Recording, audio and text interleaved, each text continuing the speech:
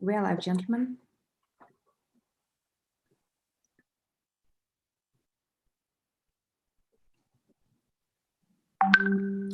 We are live. We can start. Hello, everyone. So welcome to our panel. So this panel we will focus on discussing smart cities. So today we invite the three very business leaders in this subject. So they are very active in business with smart cities. Myself, my name is Xiong. I'm a professor of business analytics in University of Surrey. I'm also the university's associate dean international. So basically help the university for international collaboration. For Surrey University, I'm not sure if you heard of it. Actually, it's very good for smart cities. We rank #1 in artificial intelligence, in facial recognition, voice recognition. We also rank #1 in 5G across the EU. Yeah, so basically, this is all relevant to smart cities technologies. So of course, we are also ranked very top in satellites. The satellite system in Europe and also in other countries, they use Surrey satellite. So today we also have three very leading experts, as I already said. So first one is Dr. William Wu. So he's the CEO of One4City. Then we also have Mr. Joao Bocas. So he's a global speaker about wearable technology. So and we also have Peter Chun. So he's president of the World Smart Cities Forum. It's a non-profit organization based in London. So I think all our four speakers based in UK. Anyway, so now I will ask each of our panel members to introduce. I have 2 minutes each to introduce themselves. Maybe start from William. William, you are muted. Thank you, Professor. Yes, okay. Could you hear me now? Thank you, Professor Xiong. Really, it's an honor for me to join you and the prestigious guests, Jaewon and Peter, to have this online session to really have a discussion around the smart city as a hot topic, but also actually as a quite a sustainable topic, which is important for lots of the technologists and also wide stakeholders, including governors, businesses, and even academics. So my background is I used to be an academic. So I was a postdoc and PhD from Imperial College. I really look at the business model innovation and the informatics for the smart cities and also eco cities.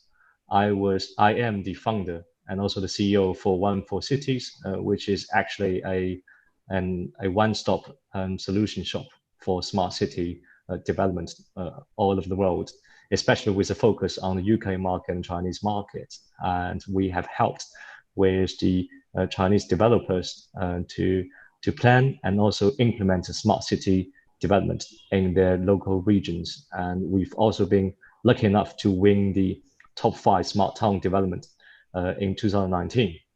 And I was also involved in the best top IoT city demonstrator in the UK as well, dated back to 2018, which is a Manchester-focused smart city project as well. So a lot to share with you guys, and I look forward to the session. Thank you.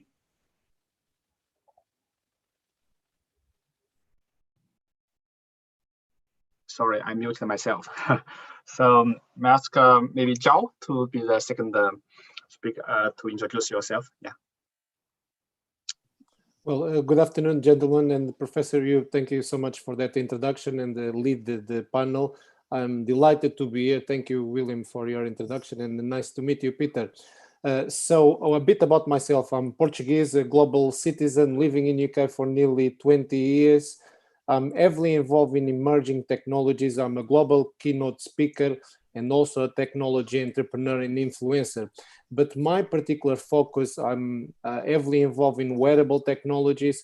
My primary industry, I would say, is healthcare, where I'm heavily involved in wearable technology innovation, healthcare, digital transformation, and also IoT from sensing and innovation perspective. I'm delighted to be here, and thank you so much for the invite, and I'm looking forward to the discussions this afternoon. Thank you, Xiong. Then Peter. Hi, nice to meet you all. It's my honor to be here today. Actually, I'm based in London, but in the last 7 months, I've been in New York City. I got cut in here because of COVID-19. So I'm actually running the companies here in New York City as well. And currently, I'm president of World Smart Cities Forum, which is a nonprofit organization based in London. And I founded Archive Labs here in New York, which is a smart city curator and investment company. Besides, I founded also the and have run Accent3, a tech accelerator in Level 39 in London, which is the largest open tech cluster in Europe, which is located in Canary Wharf and Financial District in London. In the past 7 years, Level 39 has been the cradle for more than 300 successful tech startups, and more than 10 startups have become unicorns. In the late 1990s and early 2000s, I became interested in technology innovation through tech companies. I accounted when I worked on investment banking in Wall Street in New York. In particular, as I participated in Cognicity projects, which was the first smart city challenge programs in Canary Wharf. I established my own concept of smart city based on innovation. And through this projects, I have expanded my career with global smart city projects. Besides, and back in 2018, I was appointed master planner, head of South Korea's smart city national projects, and to create a master plan framework. And from 2019 until now, I've been engaging myself in establishing the master plan for small cities in Ukraine and Vietnam. And currently Vietnam is the most important project myself now. Okay, thank you. And I'm looking forward to sharing our insights together. Okay, thank you everyone for your introduction. So I would like to ask the panel one question, start from question 1. So which is, what's your view about how the smart cities, so smart cities are a concept and together with some technologies framework. So how do you think as objectives, how smart cities could change our lives? So who want to answer as the first speaker to answer this? Maybe I can maybe speak first. Can I? Yeah, please. So a lot of government, in Asia, we're just talking about Asia, for example. Asian smart city is top-down framework. Mostly like government initiated their projects upfront, and they just, they inject their policies into it. For example, like China's 300 smart city projects since 2015, I guess. And another cases in India, 100 smart cities, including South Korea as well. Mostly the Asian smart city initiatives is something like kind of one-way and vertical framework, and which is actually, I doubt that the big success out of it.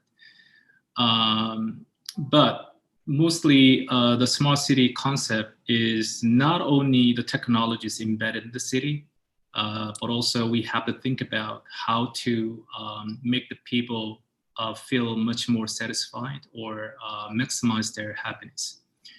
In a way, we have to think about the many different directions into the city. So I brought the concept into the city with a people-centric small city, with people-centric cities to be much more sustainable or resilient to deal with the problems that every city has encountered by I think, in my personal opinion, in the future, cities likely to evolve in a form where housing and jobs are shared. We have already witnessed this kind of fact during the COVID-19 pandemic. In addition, as the data accumulated in the city is shared with citizens and businesses and governments, and database services are generalized much more, thereby laying the foundation of maximizing personal convenience. Actually, building sensors and capturing data are necessary in the small city. How to make a balance between the data collection and privacy. Basically, this is a really hot topic worldwide. Although smart city is to make life convenient and efficient by using the collected data, the Personal Information Protection Act, like the GDPR, for example, is blocking it, making it controversial in many countries, and here in Europe and the United States, including probably maybe in Asia as well. Maybe we can ask ourselves, what is more important, creating smarter and safer cities or keeping personal data safe? I think that after all, the question is whether the process of collecting the data and using those data is really fair or transparent. The issue becomes one of the education and transparency, I believe. As small cities, people or residents or citizens in the small cities, and they know what data is being collected and how it's being monitored and how it's being used and to whom it's being sold and what will be done with it in the future. We already experienced this whole things. I think probably maybe some of you might already told that the USA government is now actually considering the applying the Google or Apple as kind of the monopoly law or something. So they are really afraid of the monopolizing the data from the cities or the people. Anyway, another concern is that the residents have the option to opt out of some elements of data collections, and if they are being de-identified. All of these questions will need to be answered clearly to soften privacy concerns for small cities. Therefore, the category small cities does not usually cover the entire city from the beginning. It is to build a small city tested in some parts of the city and enact special laws on small cities.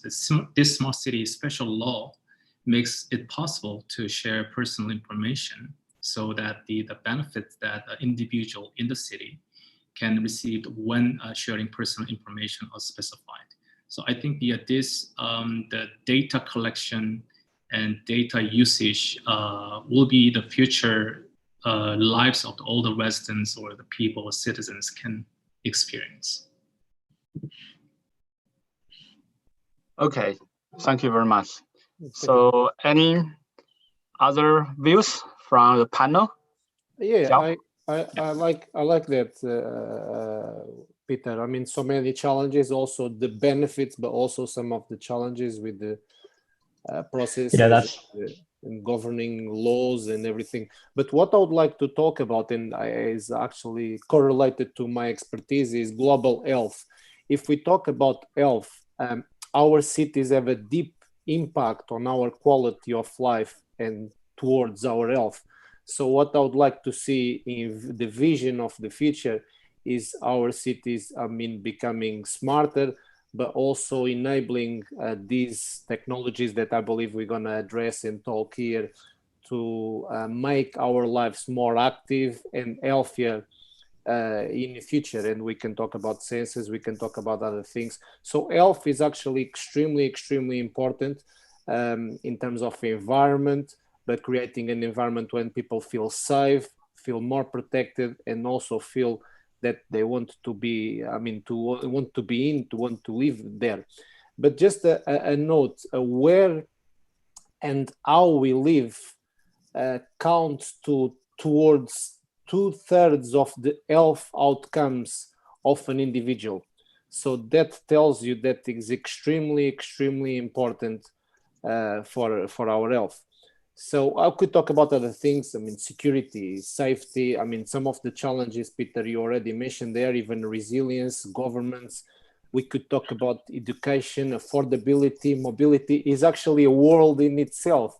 But linking the conversation to health is extremely important because, for example, in London a few years ago, the mayor of London created cycle lanes to make the population more active and work towards tackling obesity and other things and pollution. And, you know, so the agendas that could be addressed through smart cities are actually extremely, extremely important.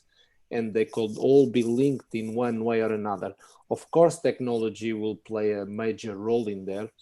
And yeah, I'm able to talk about some of the technologies and wearables and the sensors and the things, but I think we're going to go into that in a deeper conversation further down the discussion. So I'll let someone else now give their perspective. Thank you.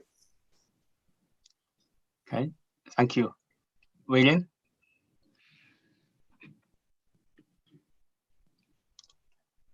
Hello, is William here? I think it's connected. So I think he's disconnected. Okay, come back. Hello, William, can you hear us? If not, maybe we can go to the second question. And William, so now so you are unmuted now. Can you hear us? Yeah, I can hear you now. Yes. Yeah. So yes. So yeah, what's your view about how? Yeah.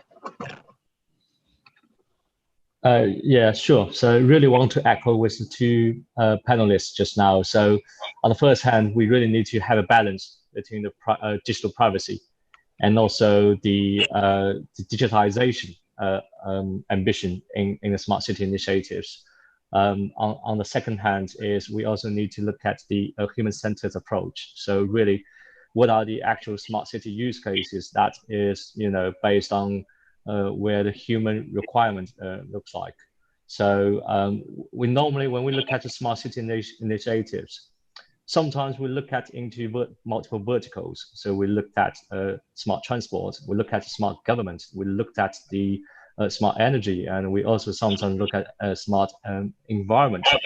But we also sometimes just look at, okay, so if we have got a designated area for smart city or smart town development, what sort of the future do we want to create for the inhabitants living right here? So, and then we start to look at, you know, what sort of technologies need to incorporate it to support that kind of initiatives. And I think that's kind of very different types of approaches when we talk about smart city development. Sometimes it's quite a top-down approach. So as Peter mentioned, you know, it could be starting from the government initiative, but also could come from the local private enterprises such as the developers. They started with, you know, I want to develop a land which is slightly different from my business as usual real estate development kind of type of activities, but actually I want to incorporate smart technologies into my development land. I want to incorporate the smart technologies into the future citizens' lives in my land, and that could be one of the approaches for smart city development. Whereas on the flip side, we start to look at smart healthcare, we look at the smart energy and smart environment, really focusing on particular verticals, with also human-centered in their mind, but they actually have very sector-focused. So I think they are kind of very different.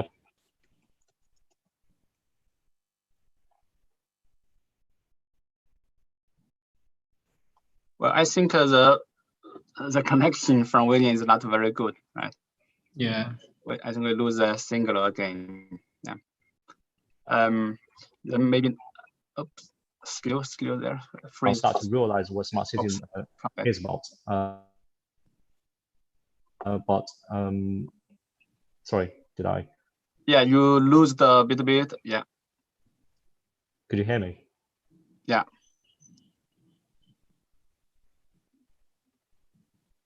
Yes.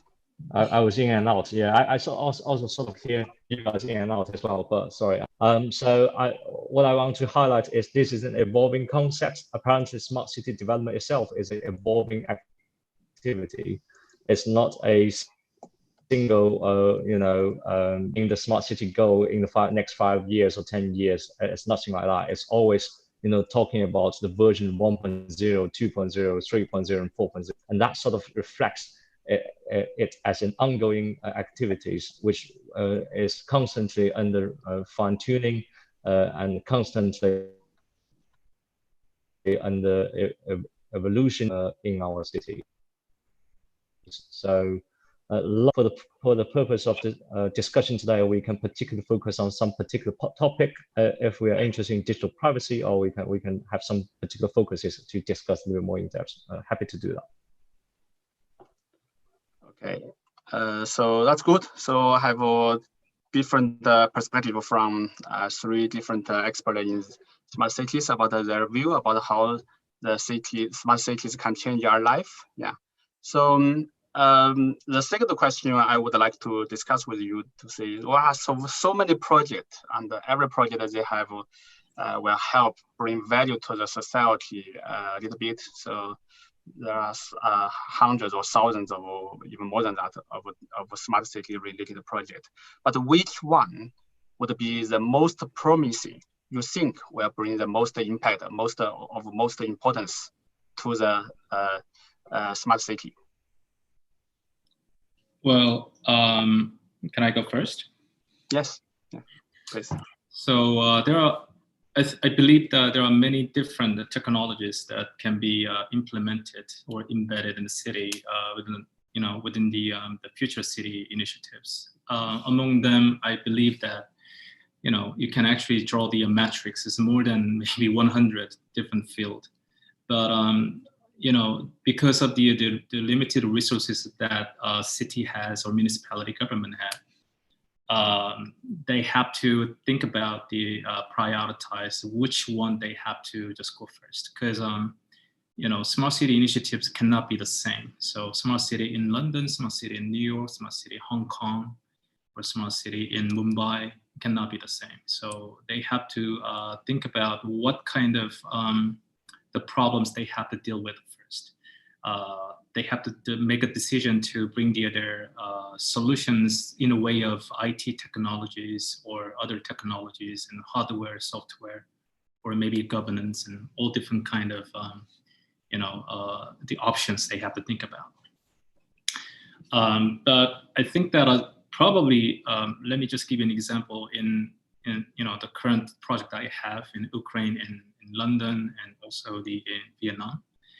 Smart mobility, blockchain concept, and prop tech and water tech, smart city, or healthcare, smart finance with fintech or authentication.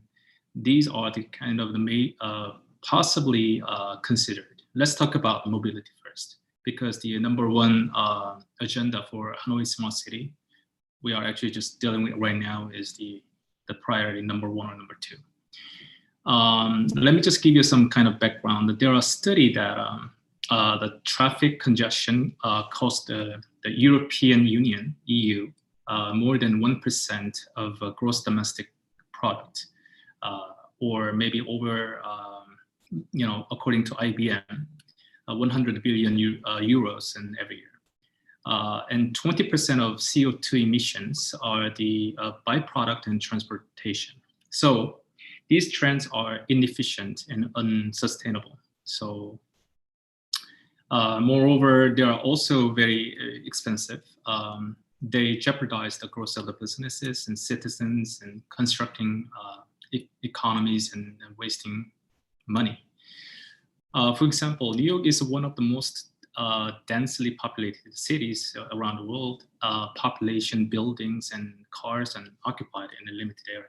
And during the pandemic, I have witnessed a lot of changing trends here, and commercial buildings, they losing their customers and clients, and lots of the commercial buildings, they actually have to they suffer from the high vacancy ratio. The solution to this problem is to significantly increase the tax on owning a car, while making parking difficult and making it uncomfortable to commute to work. In other words, a few chronic traffic jams are selected so that only official and commercially licensed vehicles can enter and exit. Maybe all of you are actually living in London right now, so kind of the central London cases. Congestion charge, is it congestion charge zone or something, CCZ in central London. I think the UK can be one of the great cases, good examples that New York or other cities like metropolitan cities needs to benchmark. It operates between 7 a.m. to 7 or 10 p.m. And every day, like 7 days a week. If an unlicensed vehicle enters CCZ during this time, the penalty is more than 100 British pounds or something. In the case of Manhattan, New York City here, a toll fee is applied to most bridges and tunnels and entering Manhattan. A traffic congestion fee is also here. I think the maybe will go into effect in New York City by 2021, which is next year. And they will charge vehicles traveling into or within the predetermined area in the Manhattan Central Business District. ERP in Singapore is another case. It was the first city in the world to implement urban carbon area or congestion pricing scheme or something. Besides the application on urban roads and currently limited to a few cities, and including Stockholm, Milan, and some city in Germany. So the government's better to make it uncomfortable to bring the people's own car into the city center, such as raising the fine for parking violations. Instead, it would be a way to provide various benefits to increase the utilizations of the public transportation facilities. Another problem is during pandemic, the people tend to avoid using the public transportation systems. That's another concerns we need to think about. Well, under the premise that the COVID-19 pandemic situation can last for a considerable period of time until vaccines and drugs really release. We do not know exactly when, but it's highly likely that the major transportation will be made in the metropolitan transportation system and its culture. So therefore, in the case of the metropolitan cities around the world, they need to think more about building an electric-based shared car systems, smart city logistics systems, and a bicycle infrastructure for environmental, the issues and the cost efficiencies. Yeah, that's good. Yeah, so who want to be the second to add to this topic, this discussion? Yeah, I just want to echo with the EV initiatives. I mean, actually, I'm involved in one of the key concepts happening in the UK and London at the moment, so-called V2G, so vehicle to grid. One of the starting points is really, starting from the London Mayor wants to achieve the climate neutral, carbon neutral 2050. And apparently, we're looking at how you would be able to encourage the adoption of the electrical vehicles into the public transport and also private transport as well, in order to reduce the carbon emissions, but also potentially, enhance the future mobility as a service kind of the concept as well. So we could potentially see that the good effort coming from the UK government trying to support these kind of initiatives. But meanwhile, we are also seeing a different perspective from the private sectors. So vehicle to grid as a concept itself is trying to, validate that there will be the bidirectional charging flows for the batteries and also electricities in between the national grid and also the electrical vehicles, so that the electrical vehicles will be able to discharge its batteries at the off-peak time. Discharge its batteries at the off-peak time at peak time and charge its batteries at the off-peak time, so as to enter additional revenues for this kind of the peak and off-peak differences. The initiative sounds very simple, but when it's actually in the implementation, you have to incorporate different ecosystem players into that mobility as a service as a concept. You have to consider distributed network officers. because their role in this kind of ecosystem is trying to balance the electricity power at different points of time, all the time actually. And whereas you also need to look at the infrastructure requirements to facilitate that kind of the future carbon neutral initiatives and also environmental change as well. So what I'm trying to highlight is to some extent, sometimes the government really look at the social aspect, environmental perspective in terms of achieve the carbon emission neutral. Whereas on the economic side, private businesses also see the potential, revenue opportunities for this kind of the technology push. But on the flip side is we also need to disrupt the existing processes within the current transport system, such as the DNO services. They need to look at what sort of disruptions are you causing into my current national grid services, but also what sort of activities do we need to support you to do that? Because potentially we could also use your V2G services to balance our power in the electricity grid. So that actually it's a small transport initiative, but actually highlights the interactive collaborations between multiple stakeholders as the key point for this kind of smart city initiative success. So just really want to pick up what Peter mentioned as a following part is the multi-ecosystem player collaboration, and also to potentially integrate that with the technology push together to push the optimal smart city and related initiative. Yeah. Okay. So, Xiao, your turn. Yeah, sure. Well, Peter and William already highlighted some of the issues and also the potential there. I mean, if we talk about technology, is really a minefield. I mean, we could talk about IoT generically, the connectivity, I mean, 5G, sensors, even geospatial technology. But what I'd like to highlight in here is a project that I was involved in UK with IoT UK. I was a mentor there when they launched that pilot in Cambridge, for example, in UK.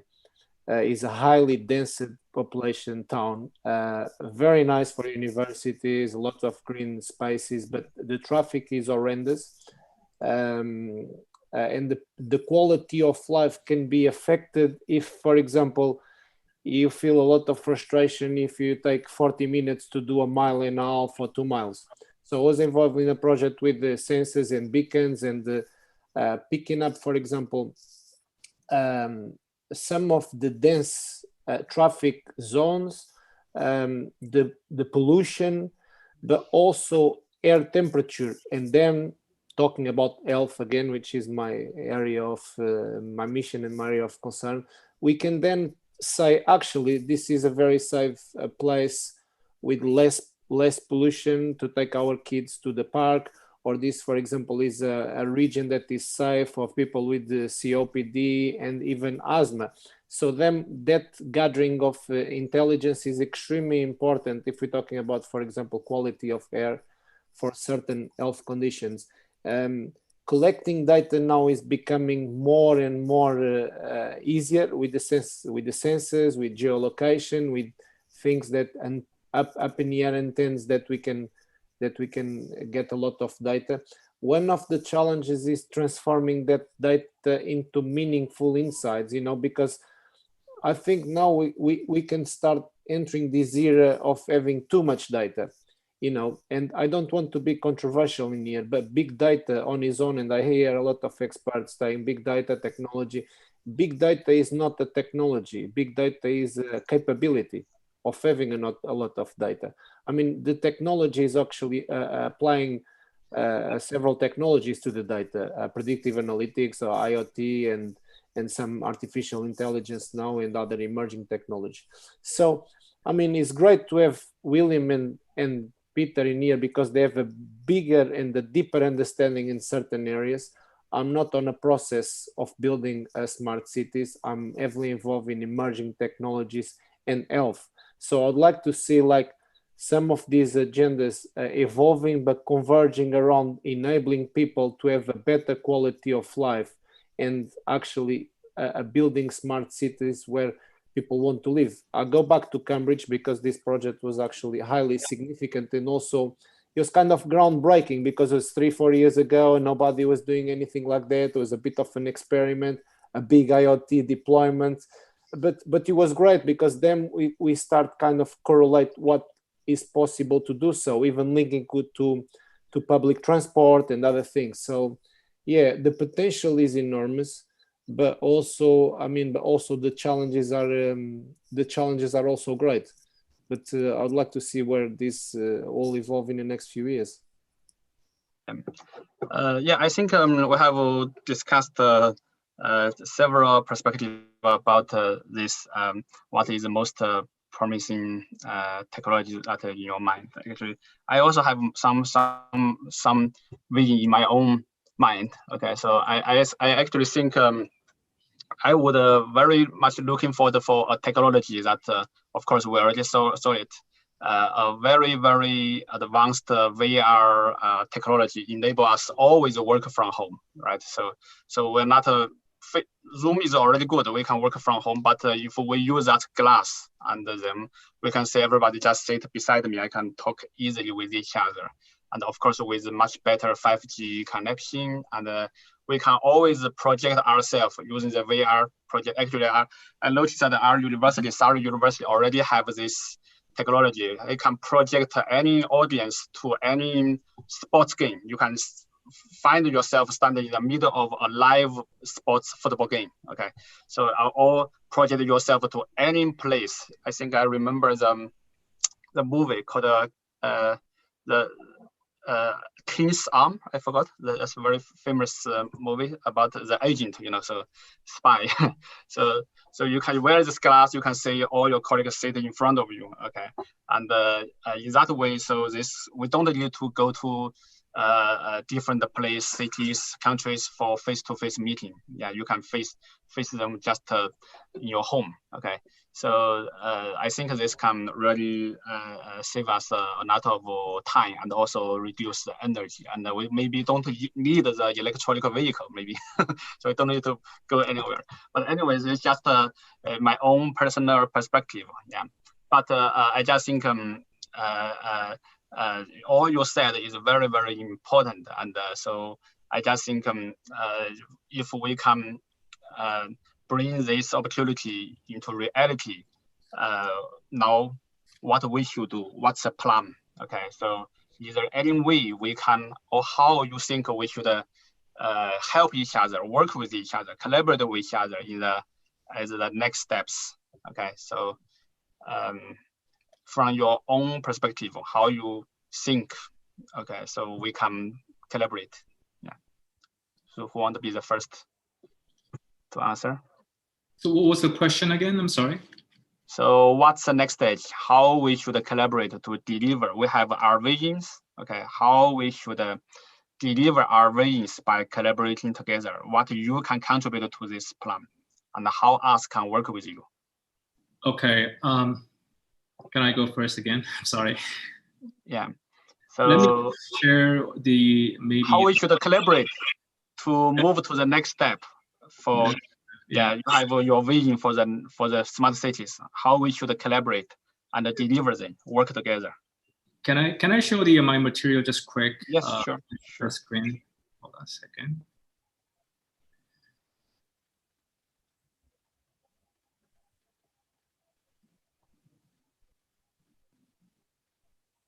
Do you see this?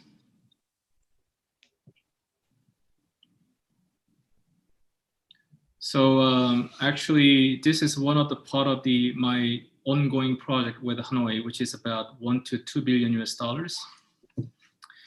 Actually, the South Korean National Smart City was actually $5 billion US now. The biggest mission with the Hanoi government and the central government in Vietnam, we are actually trying to the quantum jump from the today's Vietnam into the future Vietnam to produce the next engines of the Vietnamese economy.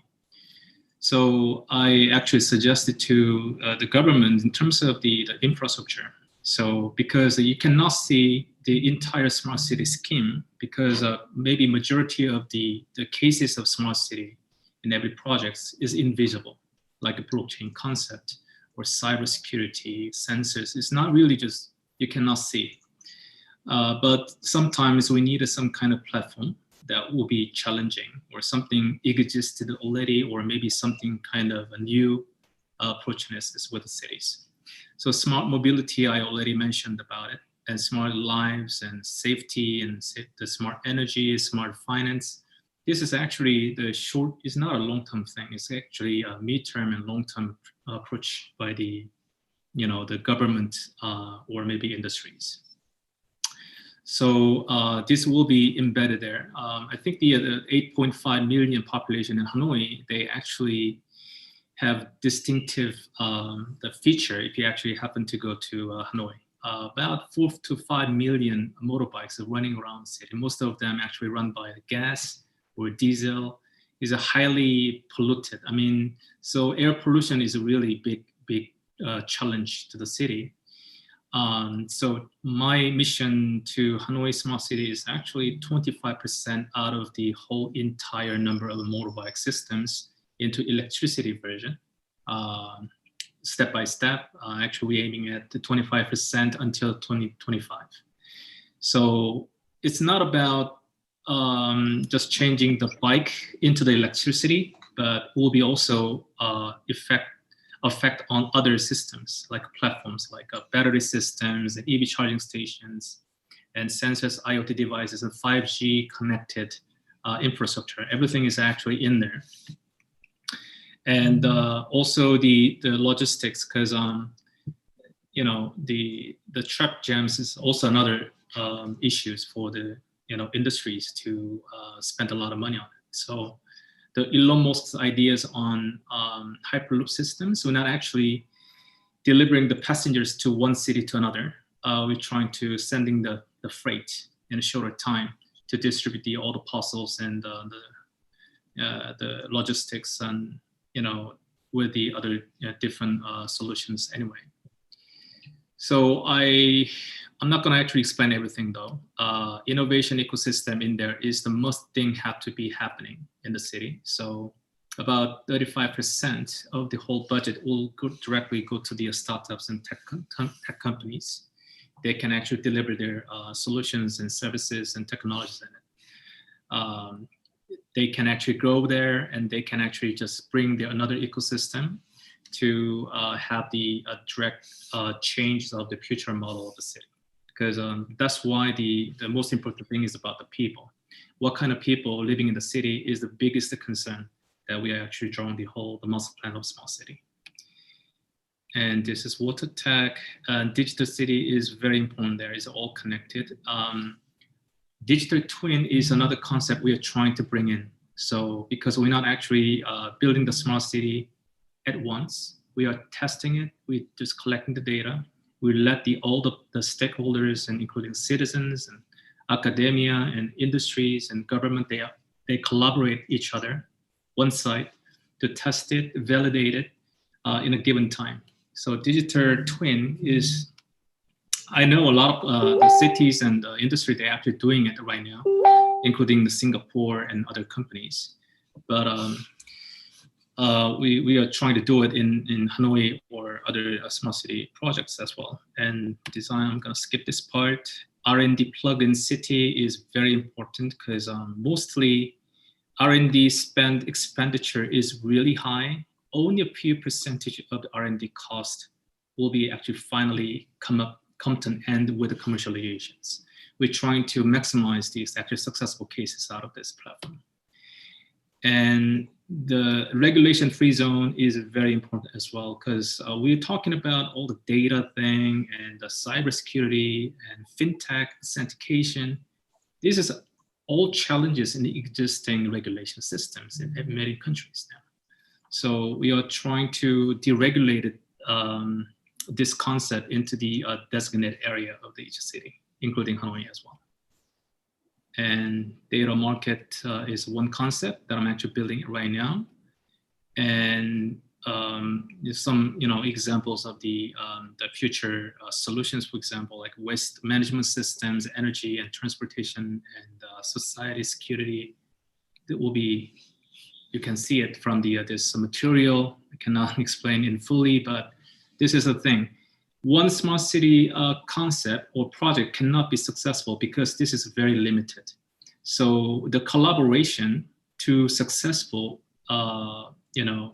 bond, I think the kind of cross-validation approachness is very important. So one of the cases we already begun with the London City government, and probably made some Dutch governments here, and Vietnam together with other cities, be kind of multilateral or bilateral systems. And for example, every city they have the mutual or common ground in terms of the picking up the topics or themes. We're just putting together to maybe making up the bigger size of the projects, which actually generates a synergy effect to team up together between the cities or many different cities. So Living Lab Hub and network in a way of cross-validation, I think I'd like to suggest this way to be really successful. But most of all, these approachness is based on the PPP model. So PPP is the kind of key to make this project successful, I believe. Okay. I think maybe give another two panelists an opportunity to answer this question. Okay, in your view, how you think you want involve more people? Michelle, involve us to support your work. Yeah. Yes, please. Okay. Yeah. Thank you for that overview, Peter. I like to see the smart healthcare there because I'm in healthcare. Well, I obviously an open collaboration approach is necessary, bringing all the right stakeholders to the conversation, the innovators, the small startups, the governments, the private companies. I'll give you an example, not to be controversial, but in terms of mobility, if I cycle to work Monday to Friday, I only use my car Saturday and Sunday, I don't want to pay the same insurance a person cycles, a person drives 7 days a week. I think there is a conversation in here in terms of taking a risk, and also the business models of the future will radically change. I mentioned the insurers in here, they might be penalized, they might save money, for example, in health insurance claims, but they might be penalized in lose, for example, in car insurance or home insurance or whatever that is. I think there's an open conversation in here with the big stakeholders around new business models, which nobody knows at this stage what these business models look like. But I'll give you an example. In health insurance, now we are seeing like health and wellness behaviors being rewarded through wearables. If I show that I have a certain degree of physical activity every week, I get a discount on my health insurance, I get a reward, I get a voucher, I get a discount, I go to the cinema for free. I think in the future it would be good to bring a similar model to smart cities, where encourage people to have healthy behaviors, not contributing to the pollution. So along those lines, that we can take examples, for example, from fintech and apply in health, and the other way around, health examples to apply in other industries. So definitely a cross-industry collaboration and model in there, where the experts come together and share what really works from different industries. And yeah, it's so much to talk about, because now I finish very quickly and let William talk. For example, now we can analyze data, we can have the user behavior about mobility, we can have visualization with VR and AR augmentation, we can actually do planning ahead before building a site and look what it will be looking like, and apply these technologies into a smart city of the future. So it's so much in here to really consider. It's very exciting, but also we need a lot of different people to kind of get connect the dots, if you like. Yeah, right. Okay. So, William? Yeah, I'm here. So, okay, so a great speak from both panelists. Really inspired me quite a bit, and also just want to extend a little bit more to both panelists' points. So I want to talk about a bit more from implementation point of view. So apparently, we talk about the smart cities on a high level, looking at different verticals, looking at the different types of use cases. Whereas when actually the implementer on the ground, when they are evaluate, the overall smart city scheme as well as the individual use cases on the ground, they start to look at the cost benefit analysis. So as a Professor Xiong, you are the best in the business analytics. Apparently, you know how important it is for the decision makers to understand the business models underpinning those smart city use cases before they can actually launch and also start constructing, developing those technologies into their future environments. So what I've observed from my personal experiences in the past is we were pretty good at looking at the planning, looking at what can be possible, but we also start to realize there are so many intersections and also barriers and obstacles facing different decision makers across different verticals. And that actually points to a key point is what sort of the actual benefits, in terms of the commercial benefits, but also as well as the wider benefits that you can bring in by implementing such a smart city initiative. And also over what time. And that actually brings some of the key aspects is when we have seen the developers on the ground is they are looking at the smart city initiatives over a decade. What am I going to do in the next 3 years time, next 5 years time, and next 10 years time? What sort of target do I have over that long-term period? And we have seen some great smart city initiatives, such as from Singapore. It's a very top-down approach. A lot of the data collections enforced by the Singaporean government, whereas we can also see a lot of ambitious plans, smart city plans, such as Sidewalk from Toronto, which was initiated by Alphabet, a Google company, kind of failed to implement its initiative.